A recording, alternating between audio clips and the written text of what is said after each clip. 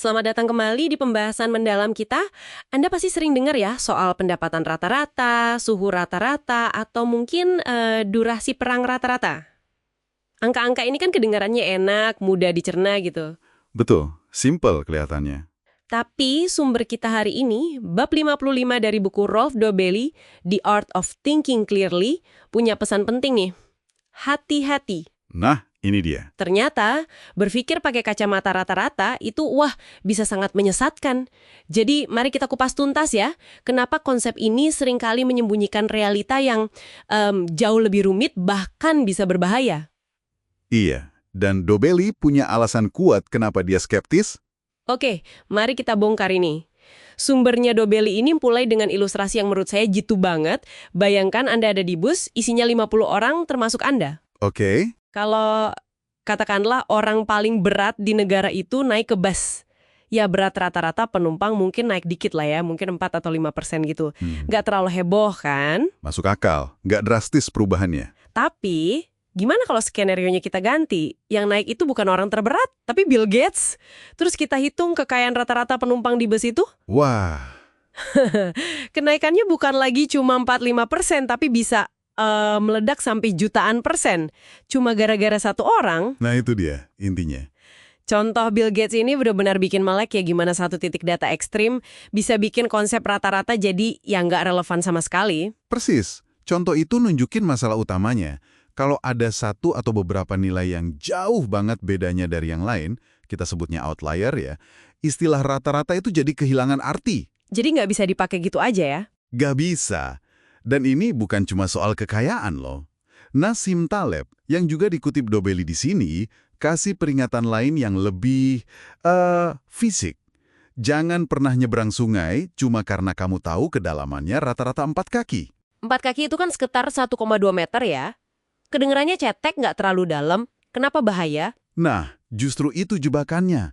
Rata-rata 1,2 meter itu menyembunyikan distribusi kedalaman sebenarnya. Maksudnya? Sungainya mungkin emang dangkal di sebagian besar area, tapi bisa jadi ada palung atau lubuk yang, dalam banget di tengahnya. Mungkin 3 meter, 4 meter. Oh. Angka rata-rata 1,2 meter tadi nggak ngasih tahu Anda soal lubuk berbahaya itu. Anda bisa dengan mudah tenggelam di sungai yang kelihatannya rata-rata aman. Jadi rata-rata itu nutupin variasi ekstrim di dalamnya ya? Tepat. Gagal menangkap risiko yang tersembunyi. Oke, jadi ini bukan cuma soal duit atau kedalaman sungai. Sumber Dobelli ini bilang kalau fenomena Bill Gates ini, di mana satu atau sedikit kasus ekstrim mendominasi, itu muncul di banyak banget area kehidupan modern kita yang kompleks. Distribusinya nggak rata. Benar sekali.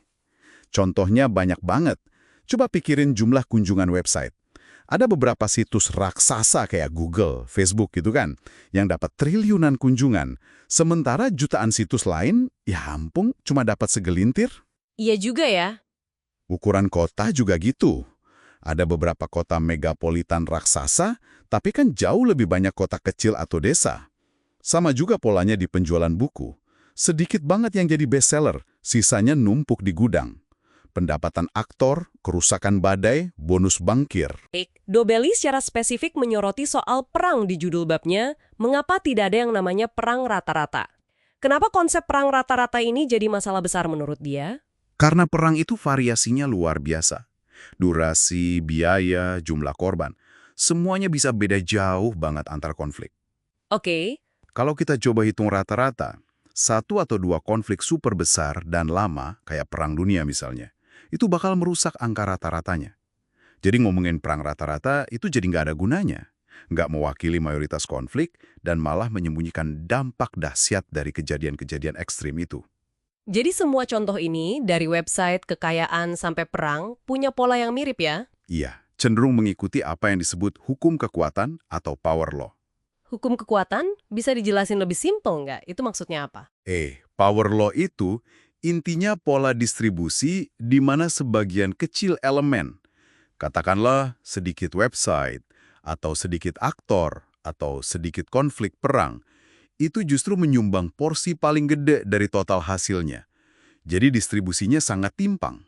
Oh, jadi bukan kayak kurva lonceng normal gitu ya, yang banyak di tengah dekat rata-rata? Bukan, beda banget. Ini yang sedikit itu justru yang efeknya paling besar, sangat gak seimbang. Oke. Jadi intinya, kalau ada potensi nilai ekstrim yang dominan, rata-rata jadi kurang berguna, malah bisa menyesatkan. Tapi kan rata-rata itu alat statistik yang paling umum kita dengar ya. Kapan sih kita masih bisa percaya sama rata-rata? Pertanyaan bagus itu. Rata-rata masih bisa oke, kalau anomali atau nilai ekstrim itu dampaknya kecil ke keseluruhan.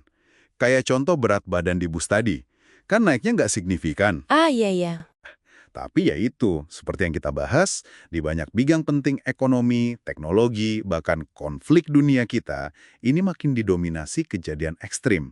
Nah, disitulah kita harus super skeptis sama kata rata-rata. Sip. Jadi kesimpulannya buat Anda yang dengerin nih, gimana? Pesan utamanya jelas ya, jangan gampang percaya sama angka rata-rata yang kelihatannya simpel. Betul. Selalu coba kepo dikit lah, tanya, gimana sih sebaran datanya?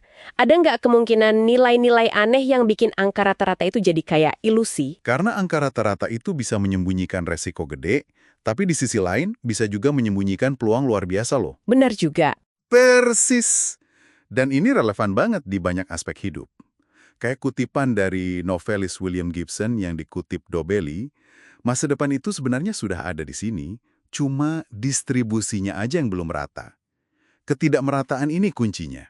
Distribusi yang belum rata. Menarik. Iya, itu menjelaskan kenapa rata-rata seringkali meleset. Oke, sebagai penutup nih, kami mau tinggalkan Anda dengan satu pemikiran untuk direnungkan.